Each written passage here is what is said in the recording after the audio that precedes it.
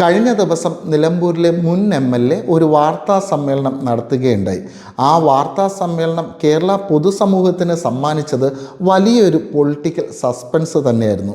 എന്തുകൊണ്ടാണ് അതിന് political suspense എന്ന് പറയാനുള്ള കാരണം, അദ്ദേഹം വാർത്താ സമ്മേളനം നടത്തുന്നതിന് തൊട്ട് തലേ ദിവസം എല്ലാ മാധ്യമ പ്രവർത്തകരും വിചാരിച്ചിരുന്നത് അദ്ദേഹം തൃണമൂൽ കോൺഗ്രസിൻ്റെ അംഗത്വം എടുക്കുന്നു, അതുകൊണ്ട് MLA സ്ഥാനാർത്ഥിത്വം രാജിവെക്കുകയും ചെയ്യും. ഇതായിരിക്കും ആ വാർത്താ സമ്മേളനത്തിന് നടക്കാൻ പോകുന്നത് എന്നുള്ളതാണ് എല്ലാ മാധ്യമ പ്രവർത്തകരും കരുതിയിരുന്നത്. അതുമായിട്ട് ബന്ധപ്പെട്ട ചർച്ചകളൊക്കെയായിരുന്നു മുന്നോട്ട് പൊയ്ക്കൊണ്ടിരുന്നത്. എന്നാൽ ആ വാർത്താ സമ്മേളനത്തിൽ സംഭവിച്ച കാര്യങ്ങൾ പരിശോധിച്ചു കഴിഞ്ഞാലാണ് ആ പൊളിറ്റിക്കൽ സസ്പെൻസിനെ കുറിച്ച് നമുക്ക് മനസ്സിലാക്കാൻ സാധിക്കുക. അതിൽ സംഭവിച്ച കാര്യങ്ങൾ ഇങ്ങനെയാണ്. അദ്ദേഹം തൃണമൂൽ കോൺഗ്രസിൽ ചേർന്നു എന്ന് പറയാൻ സാധിക്കത്തില്ല. അദ്ദേഹം വരും ദിവസങ്ങളിൽ മമതാ ബാനർജിയുടെ കയ്യിൽ നിന്നും അംഗത്വം സ്വീകരിക്കുന്നതായിരിക്കും. അതുകൊണ്ട് തന്നെ അദ്ദേഹം നിലമ്പൂരിലെ MLA സ്ഥാനം രാജിവെക്കുകയുണ്ടായി. MLA സ്ഥാനം രാജിവെച്ചത് മാത്രമല്ല, അടുത്തതായിരുന്നു പൊളിറ്റിക്കൽ സസ്പെൻസിലോട്ട് തിരിയുന്ന സംഭവം നടക്കുന്നത്. VD സതീശനോട് അദ്ദേഹം ക്ഷമ ചോദിക്കുകയാണ്. ഒരു 150 കോടിയുമായിട്ട് ബന്ധപ്പെട്ട ഒരു ആരോപണം നിയമസഭയിൽ PV അൻവർ ഉന്നയിച്ചിരുന്നു. അതുമായിട്ട് ബന്ധപ്പെട്ട് ഞാൻ ആരോപിച്ച ആരോപണം അത് അടിസ്ഥാനരഹിതമായ ആരോപണമാണ് എന്നും പറഞ്ഞുകൊണ്ട് VD സതീശൻ്റെ അടുത്ത് അദ്ദേഹം ക്ഷമ ചോദിക്കുന്ന ഒരു രംഗമുണ്ടായി. അതുപോലെ തന്നെ അദ്ദേഹം അടുത്ത് പറഞ്ഞ കാര്യം, വരുന്ന ഉപതെരഞ്ഞെടുപ്പിൽ ഞാൻ നിലമ്പൂരിൽ മത്സരിക്കത്തില്ല, പകരം UDFന് നിരുപാധിക പിന്തുണയാണ് കൊടുത്തിരിക്കുന്നത്. അതിനുശേഷം അദ്ദേഹം ഒരു റിക്വസ്റ്റ് UDF നേതൃത്വത്തിന് കൊടുക്കുകയാണ്. അവിടുത്തെ VS ജോയിയെ അവിടുത്തെ സ്ഥാനാർത്ഥിയാക്കണം. അങ്ങനെ സ്ഥാനാർത്ഥിയാക്കി കഴിഞ്ഞാൽ ഏകദേശം 30,000-നും 50,000-ൻ്റെയും വോട്ടിൻ്റെയും ഭൂരിപക്ഷത്തിൽ അദ്ദേഹത്തിനെ നമുക്ക് വിജയിപ്പിച്ച് എടുക്കാൻ സാധിക്കും. ഇതായിരുന്നു ആ വാർത്താ സമ്മേളനത്തിൻ്റെ രത്നച്ചുരുക്കം. ഇതിലെ പൊളിറ്റിക്കൽ തന്ത്രങ്ങൾ നമുക്ക് ഇന്നത്തെ വീഡിയോയിൽ പരിശോധിക്കാൻ ശ്രമിക്കാം. അതിൽ ആദ്യത്തേത് എന്ന് പറയുന്നത് PV അൻവർ തൃണമൂൽ കോൺഗ്രസിൽ അംഗത്വം എടുക്കാൻ പോകുന്നു എന്നുള്ളതാണ്. നമുക്കറിയാം, അദ്ദേഹം ആദ്യം പോകുന്നത് തൃണമൂൽ കോൺഗ്രസ്സിലല്ല, നേരെ പോകുന്നത് തമിഴ്നാട്ടിലെ DMK പാർട്ടിയുടെ അടുത്താണ്. DMK പാർട്ടി ഇദ്ദേഹത്തിനെ ഉൾക്കൊണ്ടില്ല. DMK പാർട്ടി ഇദ്ദേഹത്തിനെ ഉൾക്കൊള്ളാത്തത് ഇദ്ദേഹത്തിൻ്റെ കുഴപ്പം കൊണ്ടല്ല, പക്ഷേ പിണറായി അവിടെ ഇടപെട്ടത് കൊണ്ടാണ് DMK പാർട്ടി ഇദ്ദേഹത്തെ ഉൾക്കൊള്ളാത്തത് എന്നുള്ള തരത്തിലുള്ള വാർത്തകളൊക്കെയാണ് പിന്നെ പ്രചരിച്ചത്. അതെല്ലാം പോട്ടെ, അദ്ദേഹം നേരെ പോകുന്നത് തൃണമൂൽ കോൺഗ്രസ്സിലാണ്. എന്തുകൊണ്ടായിരിക്കും അദ്ദേഹം തൃണമൂൽ കോൺഗ്രസ്സിൽ പോയത്? നമുക്കറിയാം, DMK പാർട്ടിയായാലും അതേപോലെ തന്നെ തൃണമൂൽ കോൺഗ്രസ് പാർട്ടിയായാലും ഇപ്പോഴത്തെ ഒരു സ്ഥിതിവിശേഷം വെച്ച് ഇന്ത്യ മുന്നണിയിലെ പ്രഗത്ഭരായ 2 പാർട്ടികളാണ്. ഇതേപോലത്തെ ഒരു പ്രഗത്ഭരായ ഒരു പാർട്ടിയിൽ നിന്നും ഒരു അംഗത്വം എടുത്തു കഴിഞ്ഞാൽ ആ നേതൃത്വം കോൺഗ്രസുമായിട്ട് എന്തെങ്കിലും ഒരു ഡീൽ മുന്നോട്ട് വെച്ച് കഴിഞ്ഞാൽ കോൺഗ്രസിന് അത് വഴങ്ങേണ്ടി വരും. ഇല്ല എങ്കിൽ ദേശീയ രാഷ്ട്രീയത്തിൽ വലിയ പ്രതിസന്ധി കോൺഗ്രസ് നേരിടും എന്നുള്ള കാര്യം PV അൻവറിന് നല്ലതുപോലെ അറിയാം. അതുകൊണ്ട് തന്നെയാണ് ഒരു പ്രഗത്ഭ പാർട്ടിയിൽ നിന്നും ഒരു അംഗത്വം അദ്ദേഹത്തിന് എടുക്കണം എന്നൊരു ധാരണയുണ്ടായിരുന്നു. അതുകൊണ്ട് ആദ്യം അദ്ദേഹം DMKയിൽ പോയി, അത് നടന്നില്ല. സ്വാഭാവികമായിട്ടും TMCയിൽ പോയി. TMCയിലാണെങ്കിൽ അത് നടക്കുകയും ചെയ്തു. എന്തുകൊണ്ടായിരിക്കും TMCയിൽ പോയപ്പോൾ ആ ഒരു കാര്യം അദ്ദേഹത്തിന് നടന്നത് എന്നുള്ളതും കൂടെ നമുക്കൊന്ന് ചിന്തിച്ചു നോക്കാം. നമുക്കറിയാം, മമതാ ബാനർജി ഒരു പ്രധാനമന്ത്രി കാൻഡിഡേറ്റ് ആകാൻ വേണ്ടി നല്ല രീതിയിൽ പരിശ്രമിക്കുന്ന ഒരു വ്യക്തിയാണ്. ഒരു വ്യക്തിക്ക് പ്രധാനമന്ത്രി കാൻഡിഡേറ്റ് ആകണമെങ്കിൽ സ്വാഭാവികമായിട്ടും ഒരു സംസ്ഥാനത്ത് മാത്രം നിന്നുകൊണ്ട് പരിശ്രമിച്ചാൽ പോരാ, ഒരു ഓൾ ഇന്ത്യ പാനായിട്ട് മാറണം. അതിലേക്ക് വേണ്ടി തന്നെയാണ് ഗോവ, അതേപോലെ തന്നെ ബംഗാൾ, ഉത്തർപ്രദേശ് എന്നീ സംസ്ഥാനങ്ങളിലെല്ലാം അവരുടെ വേരോട്ടം ശക്തിപ്പെടുത്താൻ വേണ്ടി അവർ ശ്രമിക്കുന്നത് എന്നുള്ളതും കൂടെ നമുക്ക് മനസ്സിലാക്കാൻ സാധിക്കും.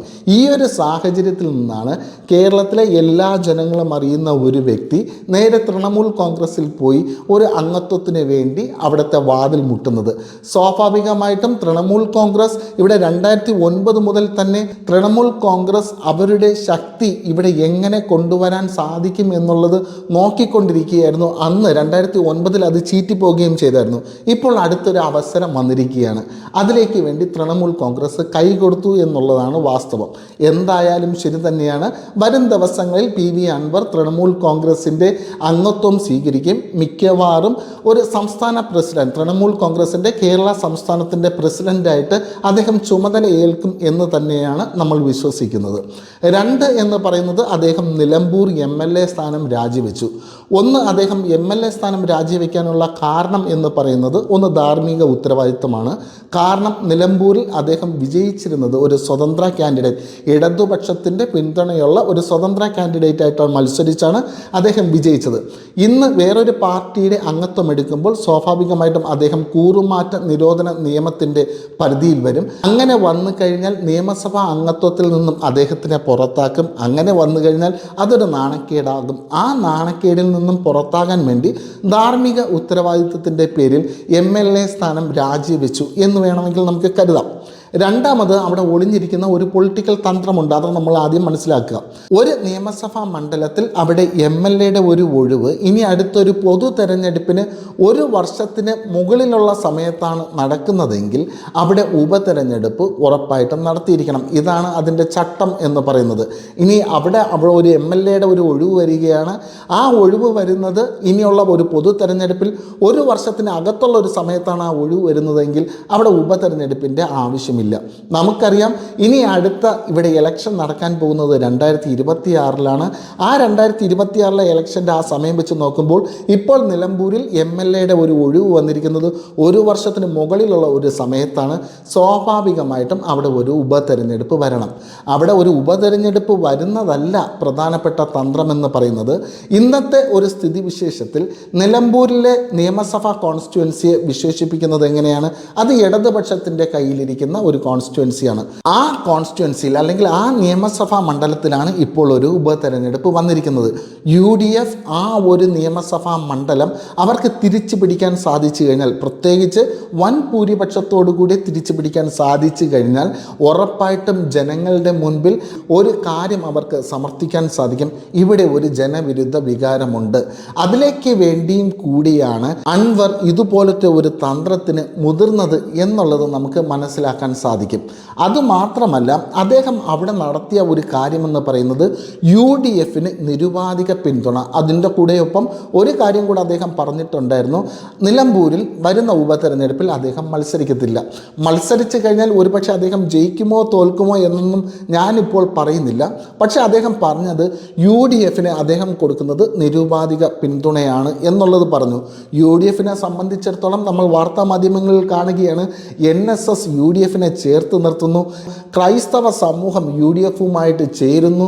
അതുപോലെ തന്നെയാണ് ഇപ്പോൾ അൻവറും UDFന് നിരുപാധിക പിന്തുണ കൊടുത്തിരിക്കുന്നു. അപ്പോൾ എല്ലാ സാഹചര്യങ്ങളും കൊണ്ട് UDFന് വൻ അനുകൂലമായിട്ടുള്ള ഒരു സ്ഥിതിവിശേഷമാണ് നിലമ്പൂരിൽ എന്ന് UDF ഇപ്പോൾ വിശ്വസിച്ച് കൊണ്ടിരിക്കുകയാണ്. UDF ക്യാമ്പിൽ അതുകൊണ്ട് തന്നെ വലിയൊരു ആത്മവിശ്വാസം ഉണ്ട് എന്നുള്ളത് തന്നെ നമുക്ക് പറയാൻ സാധിക്കും. അവിടെയാണ് അടുത്ത ഒരു പ്രതിസന്ധി PV അൻവർ UDF ക്യാമ്പിൽ സൃഷ്ടിക്കുന്നത്. അദ്ദേഹം ഒരു റിക്വസ്റ്റും കൂടെ മുന്നോട്ട് വയ്ക്കുകയാണ്. അവിടെ അടുത്ത് നിൽക്കേണ്ട സ്ഥാനാർത്ഥി എന്ന് പറഞ്ഞാൽ നിലമ്പൂരിലെ MLA ആയിരുന്നു നമ്മുടെ PV അൻവർ. അദ്ദേഹത്തിൻ്റെ അനുയായിയായിട്ട് അടുത്ത് വരേണ്ട സ്ഥാനാർത്ഥി എന്ന് പറയുന്നത് VS ജോയിയാണ്. അതിന് പല കാരണങ്ങളും അദ്ദേഹം മുന്നോട്ട് വെക്കുന്നുണ്ട്. അവിടെ ശ്രദ്ധിക്കേണ്ട പ്രധാനപ്പെട്ട കാര്യമെന്ന് പറയുന്നത് VS ജോയിക്ക് PV അൻവർ വളരെ അനുകൂലമായിട്ടുള്ള ഒരു നിലപാടെടുക്കുമ്പോൾ UDFൻ്റെ അകത്തുള്ള തന്നെ ആര്യാടൻ ഷൗക്കത്തിനെ ഒന്ന് നൈസിൽ ഒന്ന് കുത്തുന്നത് നമ്മൾ ഇന്നലത്തെ വാർത്താ സമ്മേളനത്തിൽ കണ്ടതാണ്.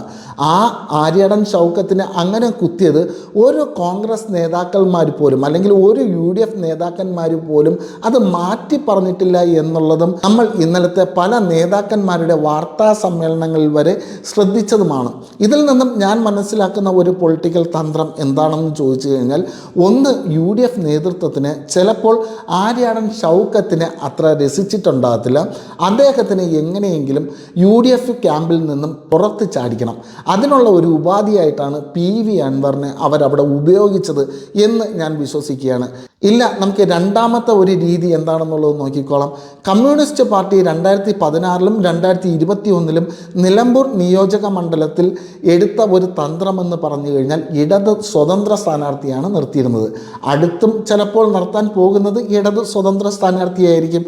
അങ്ങനെ ഒരു ഇടത് സ്വതന്ത്ര സ്ഥാനാർത്ഥിയെ നോക്കിക്കഴിഞ്ഞാൽ അവർ ഉറപ്പായിട്ടും ആര്യാടൻ ഷൗക്കത്തിനെയും കൂടെ പരിഗണിക്കേണ്ടതാണ് എന്നുള്ള ഒരു തന്ത്രവും കൂടെ നമുക്ക് ഇതിൻ്റെ മുമ്പിൽ കാണാം. ആ ഒരു ചൂണ്ടയിൽ കമ്മ്യൂണിസ്റ്റ് പാർട്ടി കൊത്തുമോ ഇല്ലേ എന്നുള്ളത് നമുക്ക് വെയിറ്റ് ചെയ്ത് തന്നെ ഇവിടെ കാണേണ്ടതാണ്. മൂന്നാമതായി ഇതിൻ്റെ അകത്തുള്ള വാർത്താ സമ്മേളനത്തിലെ പ്രധാനപ്പെട്ട ഒരു കാര്യമെന്ന് പറയുന്നത് VD സതീശൻ്റെ അടുത്ത് മാപ്പ് ചോദിക്കുന്നതാണ്. ആ മാപ്പ് ചോദിക്കാനുണ്ടായ കാരണമെല്ലാം നമുക്കറിയാം. നിയമസഭയിൽ VD സതീശനെതിരെ ഒരു 150 കോടി രൂപയുടെ ഒരു ആരോപണം PV അൻവർ ഉന്നയിക്കുന്നതാണ്. ആ ആരോപണം ഉന്നയിക്കാനുള്ള കാരണം ഇപ്പോഴത്തെ പൊളിറ്റിക്കൽ സെക്രട്ടറി ആയിരിക്കുന്ന P ശശിയാണ് അതിൻ്റെ കാരണം.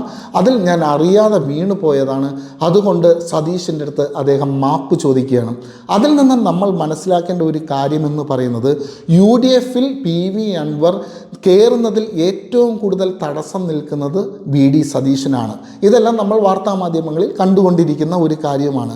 അവിടെ മുല്ലപ്പള്ളി രാമേന്ദ്രനോ രമേശ് ചെന്നിത്തലയോ തിരുവഞ്ചൂർ രാധാകൃഷ്ണനോ ആരും ഒന്നും വിചാരിച്ചിട്ട് കാര്യമില്ല. VD സതീശൻ തന്നെ വിചാരിക്കണം PV അൻവർ UDFൽ കയറണോ വേണ്ടയോ എന്നുള്ളത്.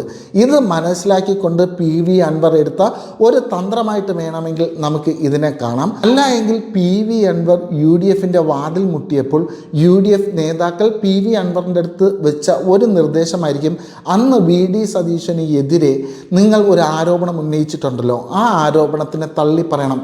അതിൻ്റെ അടിസ്ഥാനത്തിലായിരിക്കാം ഒരു പക്ഷേ ആ വാർത്താ സമ്മേളനത്തിൽ PV അൻവർ ആ ഒരു കാര്യം അവതരിപ്പിച്ചത് എന്നുള്ളതാണ് ഞാൻ വിശ്വസിക്കുന്നത്. എന്തായാലും പൊളിറ്റിക്സിൽ തന്ത്രങ്ങൾക്ക് വലിയ പ്രാധാന്യമുണ്ട്. നിലമ്പൂരിലെ ഉപതെരഞ്ഞെടുപ്പാണ് ഇനി അടുത്ത് കേരളം കാണാൻ പോകുന്ന തെരഞ്ഞെടുപ്പ്. ആ തെരഞ്ഞെടുപ്പിൽ ഇരു മുന്നണികളും എടുക്കുന്ന തന്ത്രങ്ങൾ എന്തൊക്കെയായിരിക്കും, ഇതെല്ലാം ആ ഉപതെരഞ്ഞെടുപ്പ് വരെ നമുക്ക് നോക്കി കാണേണ്ട ഒന്നാണ്. അപ്പോൾ അടുത്തൊരു വീഡിയോയിൽ കാണുന്നത് വരേക്കും ബൈ.